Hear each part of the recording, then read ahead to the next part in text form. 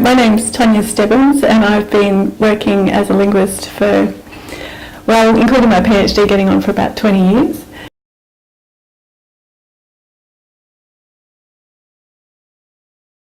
So Kate Burridge, the co-author, and I, we were talking about what we wished there would be as a first year textbook, all the things that we thought would make for a great book, and we got an invitation to think about writing one, and so we sat down and made a big list. And for me, one of the key motivations was wanting something that really clearly helped students make the connection between the discipline and the wider world. So that's something I've really enjoyed preparing as we worked on the book.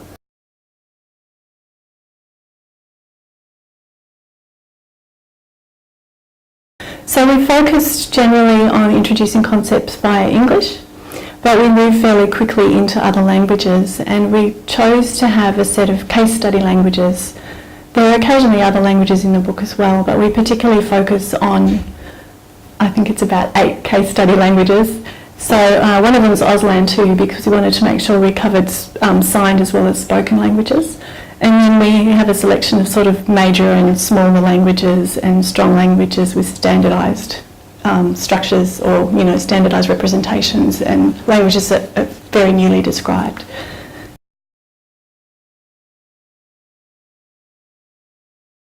So the breakout boxes contain vignettes of other kinds of things, and they were really designed to provide examples for concepts from the text.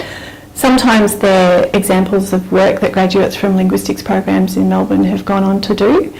Occasionally they're interesting quotes from literature. There's a couple of passages from Mark Twain being very rude about German, which is one of our case study languages.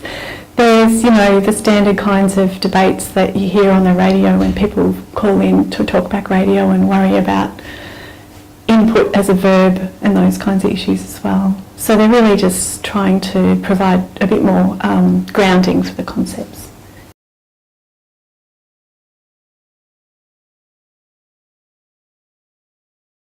The material on the companion website is about half as much again as what's in the book. It's quite a lot of material.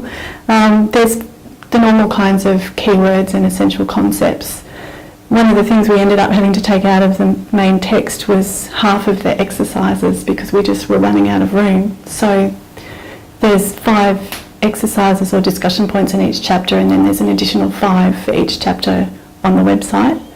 There's also research projects connected to each chapter. There's only 1 in the book, but then there's an additional 2 on the website. And on the website for each of those projects, there's a whole lot of guidance for students about how they could do the project as well.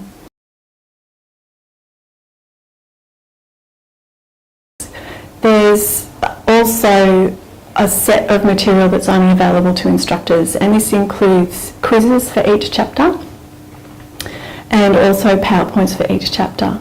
And the PowerPoints are quite extensive. We've sort of broken them into a part 1 and a part 2, which is roughly the amount of material that you could cover in a lecture, and figured that people would need to adapt them because obviously whoever's delivering the material is going to have their own expertise and would want to put in some examples that they could speak to from their own experience. But basically what we've done is identified each of the key concepts in each chapter and made a series of slides to cover that same material. But it means that people can pick and choose and then create their own material from that.